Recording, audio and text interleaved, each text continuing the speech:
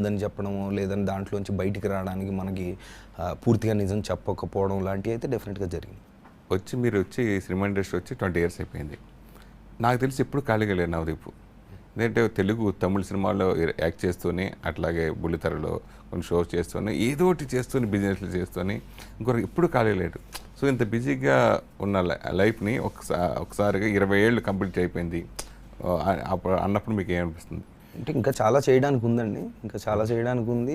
Plus అంటే 20 అయిందా 10 అయిందా అనే దానికంటే నేను పర్సనల్గా ఆలోచించుకున్నప్పుడు ఏం నేర్చుకున్నాం, మనం ఏం తెలుసుకున్నాం, హౌ ఆర్ వి ఇవాల్వింగ్, అంటే నిన్నటికంటే ఈరోజు ఎలా బెటర్గా ఉన్నాం, ఈ రోజు కంటే రేపు ఎలా ఉండాలి అన్న కాన్స్టెంట్ గ్రోయింగ్ ప్రాసెస్ అనేది ఈ మధ్య ఒక లాస్ట్ 4-5 ఇయర్స్ నుంచి ఆ మెంటాలిటీ వచ్చింది. కాబట్టి కొంత పీస్ ఆఫ్ మైండ్ అనేది అయితే డెఫినెట్గా ఇప్పుడు ఉంది.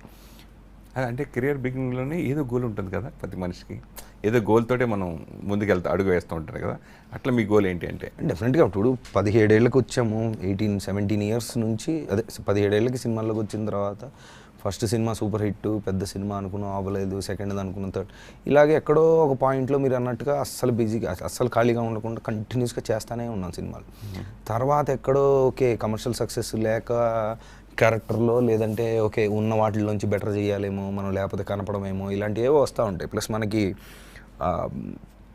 గైడెన్స్ అనేది ఎప్పుడు ఇంటర్నల్గా వచ్చింది తప్ప, అప్పుడు బయట ఒక ఫ్యామిలీ, అంటే ఫ్యామిలీ ఉన్నారు సపోర్ట్, లేరని కాదు, ఇండస్ట్రీకి సంబంధించి అంటే కెరీర్ వైజ్గా ఇప్పుడు ఫ్యామిలీస్ ఉన్నప్పుడు ఉండే సపోర్టు అది పెద్దగా మనకి అంటే ఆ సెక్షన్ నుంచి రాలేదు కాబట్టి అది లేదు.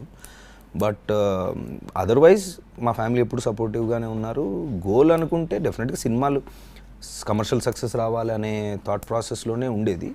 ఇప్పుడు ఓకే, ఇప్పుడు కమర్షియల్ సక్సెస్ అనేది కంటే బెటర్ మీనింగ్ఫుల్ సినిమా చెయ్యాలి, ప్రేక్షకులకు దగ్గరగా ఉండాలి, ప్లస్ మన పర్సనాలిటీ ఏంటో ఇప్పుడు జనాలకు తెలుసు కాబట్టి దాన్ని నీట్గా మన ఇంటెన్షన్ కరెక్ట్గా పెట్టి బెటర్ ఫిల్మ్స్ చేయాలనేది ఇప్పుడు గోల్. అంటే హ్యాపీగా సినిమాలు చేస్తున్న మీకు మీ మొదటి సినిమా తేజ గారి జై సినిమా, ఆయన సొంత సినిమా, ప్లస్ నిజంగా దేశభక్తి గురించి అప్పటికంటే 20 ఏళ్ళ తర్వాత ఇప్పుడు బాగా ఎక్కువ జనాలు ఓపెన్ అవుతున్నారు, బాగా ఓపెన్ అవుతున్నారు దేశభక్తి. ఇప్పుడు వచ్చి బాగుండేది అని మీకు ఎప్పుడైనా అనిపించిందా? అంటే ఆ స్కేల్ ఆఫ్ ఫిల్మ్ ఇప్పుడు వస్తే డెఫినెట్గా బాగుంటుందండి.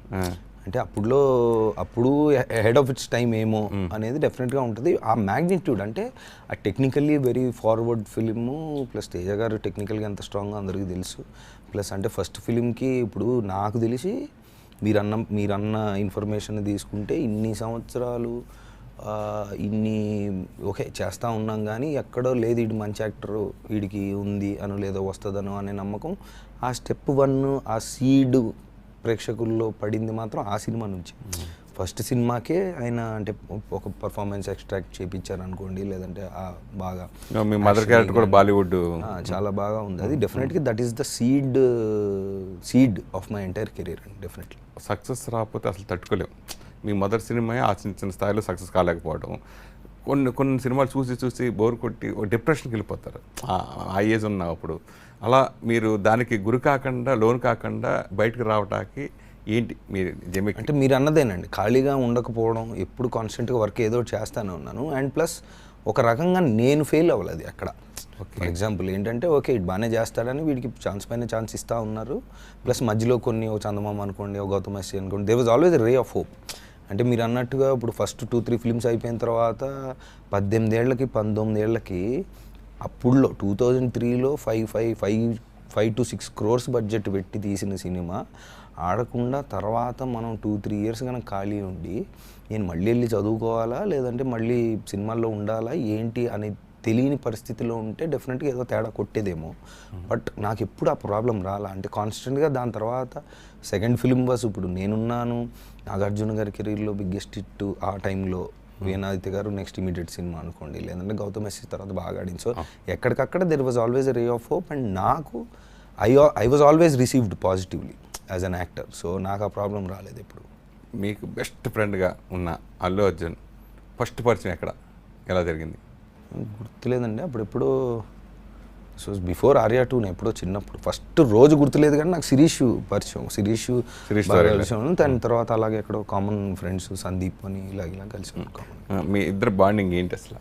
అలా ఏముందండి ఇలా అందరు ఫ్రెండ్షిప్ లాగానే నార్మల్ ఫ్రెండ్షిప్ స్పెషల్ అంటే డెఫినెట్లీ అంటే ఎప్పుడో చిన్నప్పటి నుంచి చూసాం అండ్ నేను తను అంటే సరదాగా మామూలుగా మేము కలుసుకొని కెరీర్లో స్టార్ట్ అయినప్పుడు సేమ్ ఈక్వల్ టైంలో స్టార్ట్ అయ్యాం and I been seeing is growth and definitely a very inspiring personality. జనరల్గా ఫ్రెండ్స్ అందరూ కూడా ఒక స్థాయికి వెళ్ళిన తర్వాత కొంచెం దూరం అవుతూ ఉంటారు, జనరల్ జరుగుతూ ఉంటుంది. సో బన్నీ మీరు బిగ్ ఫ్రెండ్స్ అయితే బన్నీ ఊహించిన స్థాయిలో ఇప్పుడు పాన్ ఇండియా బిగ్ స్టార్ అయిపోయాడు.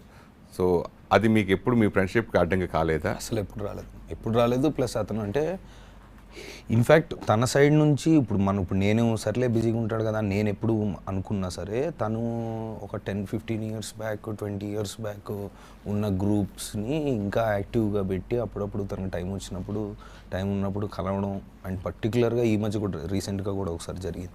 So he makes that effort. So అది తన పర్సనాలిటీలో ఎప్పటి నుంచో ఉంది. అదే మనుషులు స్థాయి మారచ్చేమో కానీ పర్సనాలిటీ మారదు, మారకూడదు ఐడియల్గా అయితే. మంచి మనుషులు మామూలుగా అంటే ఇంటెన్షన్ బాగున్న వాళ్ళు అయితే అలా మారదు, తనది ఎప్పుడు మారదు. ఓకే, అల్లు అర్జున్ నీ బలమా బలహీనత?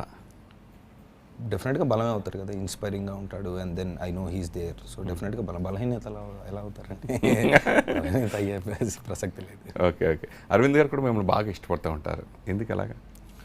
అంటే చూశారు కదండి, చిన్నప్పటి నుంచి చూశారు. ప్లస్ నాకు పర్సనల్గా సీ స్పేస్ అది పెట్టినప్పుడు కూడా పిలిచి డెఫినెట్లీ అంటే మీ ఇంటెన్షన్ బాగుంది, ఏం సపోర్ట్ కావాలన్నా చేస్తామని చెప్పారు. ఇప్పుడు అప్పుడు కూడా చాలా ప్రాజెక్ట్స్ చేశాను. సో అది ఉందండి, అది ఎప్పుడు ఉంటుంది, సపోర్ట్ ఎప్పుడు. అంటే హ్యాపీగా ఆర్టిస్ట్గా కొనసాగుతున్నారు, హీరోగా చేసుకున్నారు, మంచి క్యారెక్టర్ చేయడం కంటిన్యూ చేస్తున్నారు. పబ్ బిజినెస్లోకి ఎందుకు రావాలనిపించిన ఆలోచన ఇప్పుడు వచ్చింది మీకు అసలు?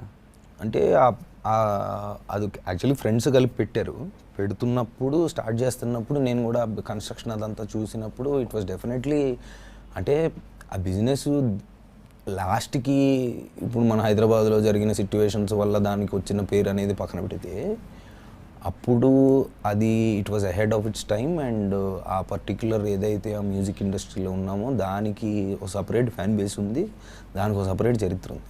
అంటే ఈ సబ్జెక్ట్ పక్కన పెడితే ఆ పర్టికులర్ మ్యూజిక్ ఫీల్డ్లో మేము చేసిన